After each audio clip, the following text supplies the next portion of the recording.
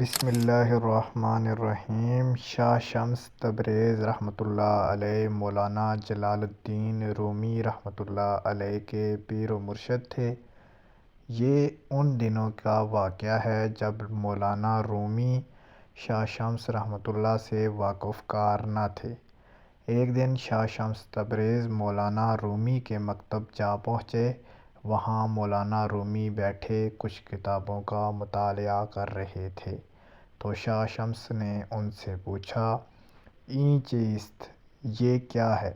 مولانا رومی نے ان کو کوئی عام ملنگ سمجھ کر جواب دیا، "این علم است کہ تو نمی دانی"، یہ وہ علم ہے جس کو تو نہیں جانتا۔ شاہ شمس رحمۃ اللہ نے یہ جواب سن کر چپ ہو رہے۔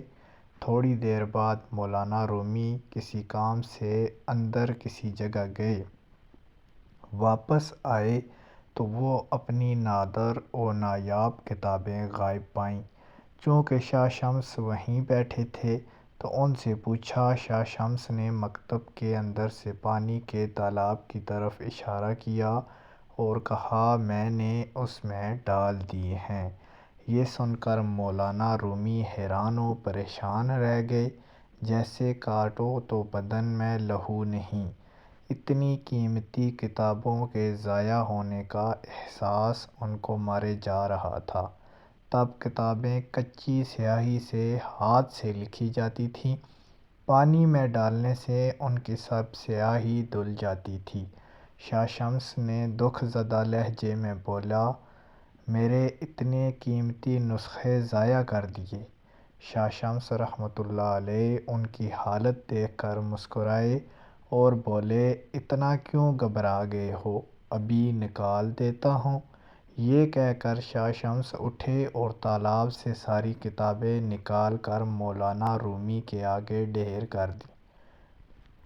یہ دیکھ کر مولانا رومی کی حیرت کی انتہا نہ رہی کہ سب کتابیں بالکل خشک ہیں۔ مولانا چلا اٹھے، "این چیست؟ یہ کیا ہے؟"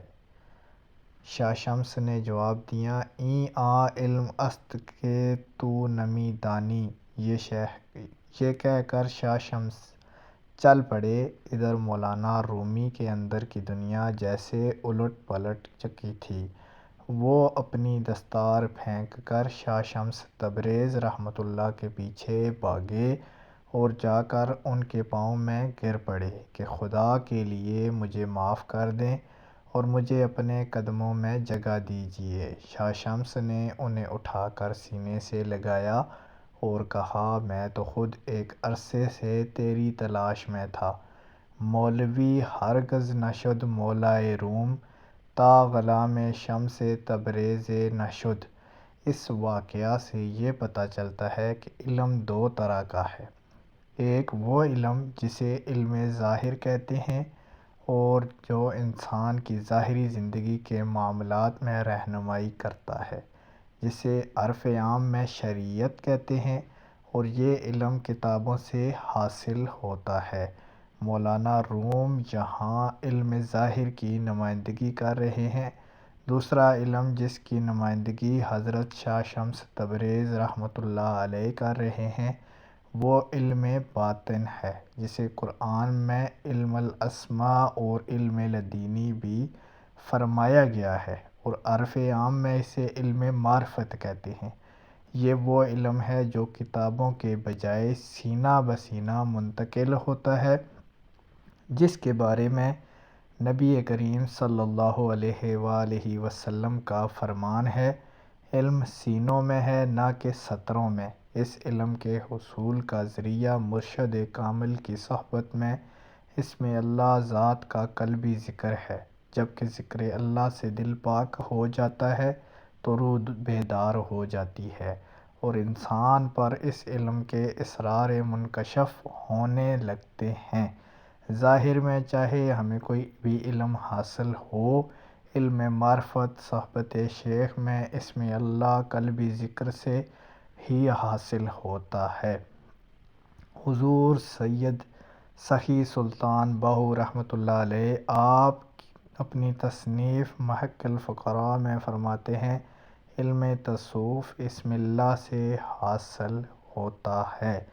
ناظرین اکرام، شاہ شمس تبریز رحمۃ اللہ علیہ فرماتے ہیں کہ جو شخص اپنے گھر میں سے حرام کی جتنی چیزیں ہیں ان کا دور تک اپنے گھر میں آب و ہوا نہیں لگنے دیتا، ایک وہ چیز جو حرام چیز سے ملاوٹ ہو یا حرام طریقے سے لی گئی ہو یا حرام پیسہ کمایا گیا ہو، ایک وہ اپنے رزق میں اپنے گھر میں نہیں لاتا۔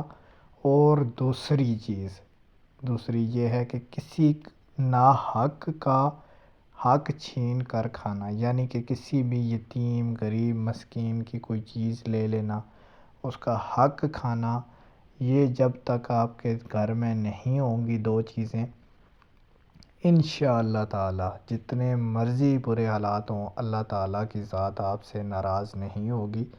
آپ نے بس یہ دو احتیاطیں کرنی ہیں، ایک یہ کہ حرام چیز کا لقمہ بھی اپنے آپ کو اور اپنی اولاد کو نہیں کھلانا، دوسرا کسی کا مال ناحق لے کر کسی کی دل آزاری کر کے اپنے بچوں کو نہ کھلانا، اپنے پاس نہ لے کر آنا، ایسی چیزیں ہیں جو آپ کے رزق کو ختم کر سکتی ہیں۔